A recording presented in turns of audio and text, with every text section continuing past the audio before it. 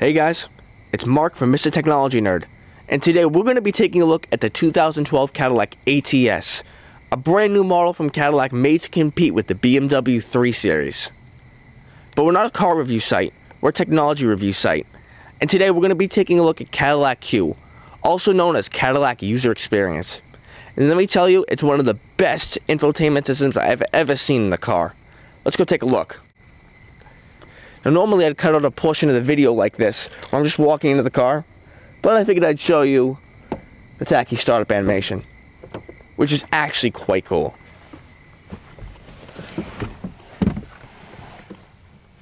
Into the car, close the door, and ooh, shiny. And let's get this baby started.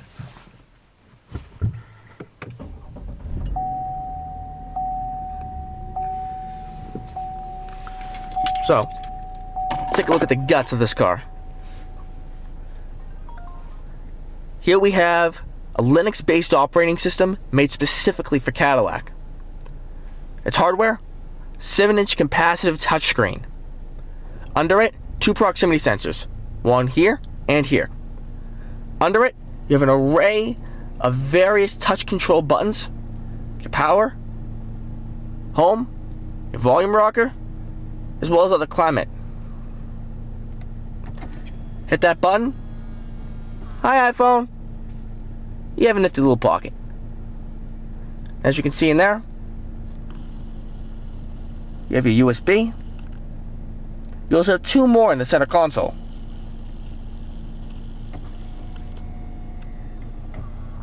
Moving over to the dash,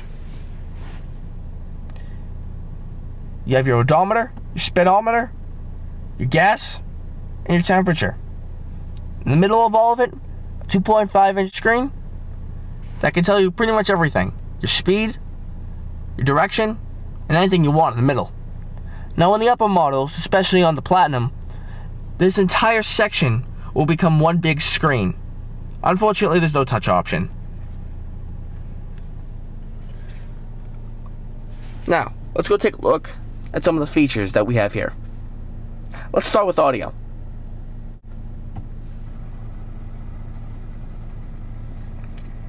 This is an HD radio with a killer Bose sound system. But, you know, this AM really isn't cutting it. So you have AM, FM, acquiring HD signal,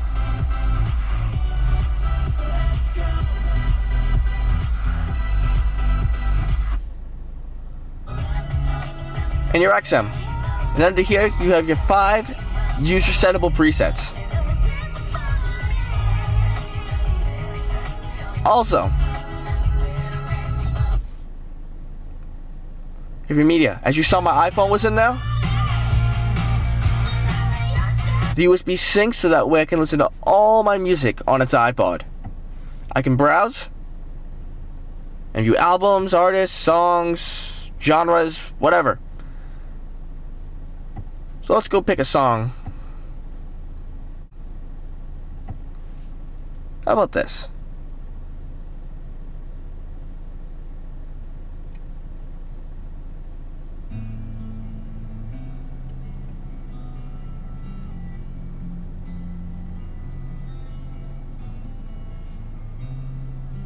Yeah, it's okay.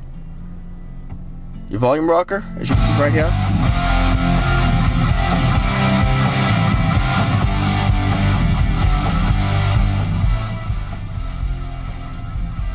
Pretty cool.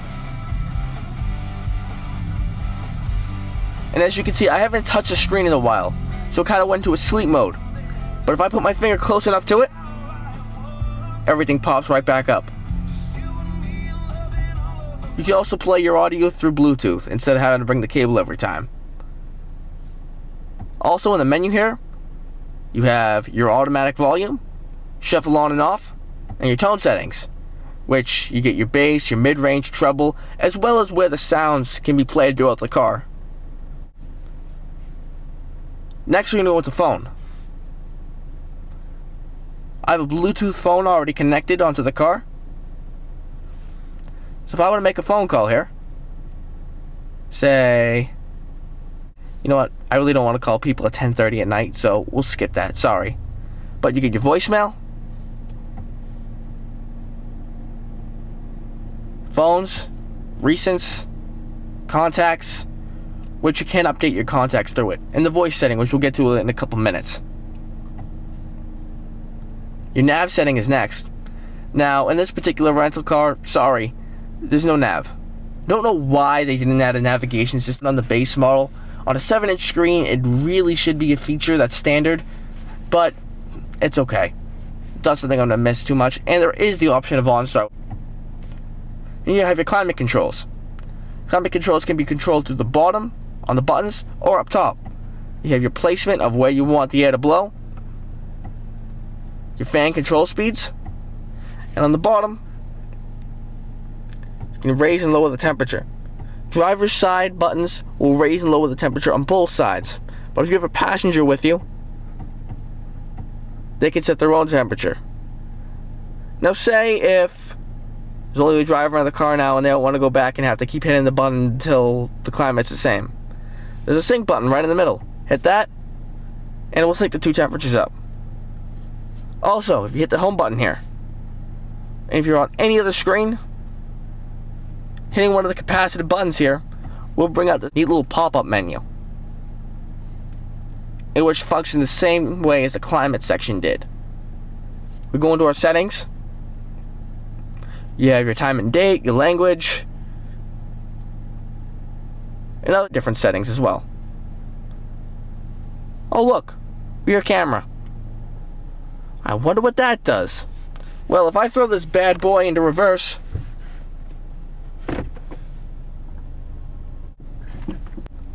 you will see, as I turn the wheels,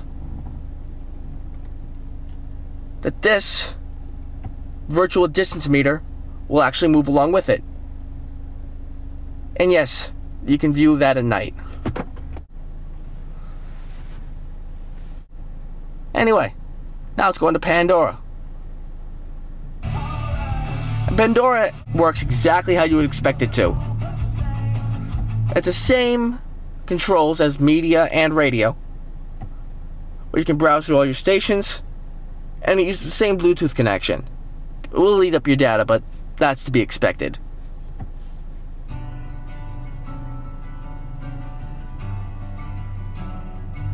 And the audio quality is quite nice.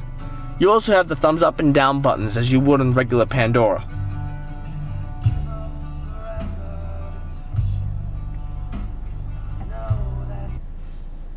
Pause that.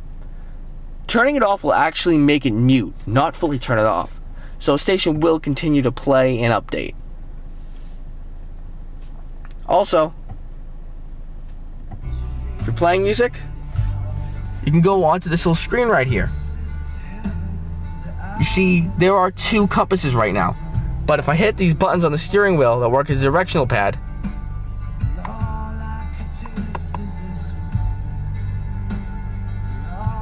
there's my media right there. You'll also be able to see your phone. That's my phone right there. I have an HEC. And different settings as well. And actual navigation, you know, when your car has it.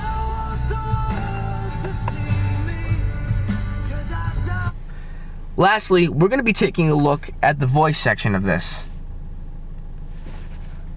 As you can see, there's a lot of different steering wheel functionality buttons on here.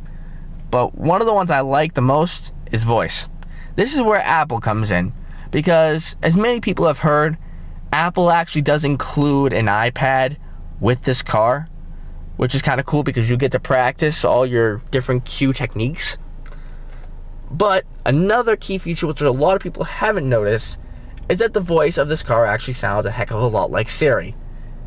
So let's try something. Let's go home here. A device is initializing. Content on that device is not accessible by speech commands until initialization is complete. Say a command, or say help. Tune to 107.9 FM. Tuning to 107.9 FM.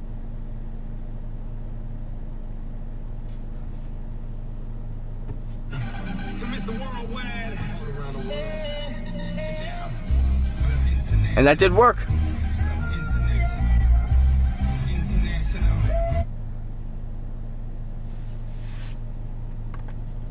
Device is initializing. Say a command or say help. Windows down.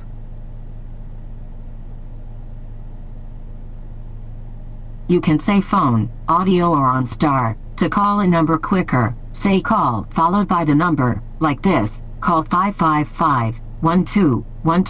To quickly change what is playing on an audio system, say commands like tune to FM 101.1, or play, followed by the name of an artist, album, or song. To interrupt a prompt and say a command, press the push to talk button and wait for the beep. Still no speech detected. Goodbye. So as you can see, it works quite well. A little bit of sarcasm in there, but I haven't really learned how to use it quite yet.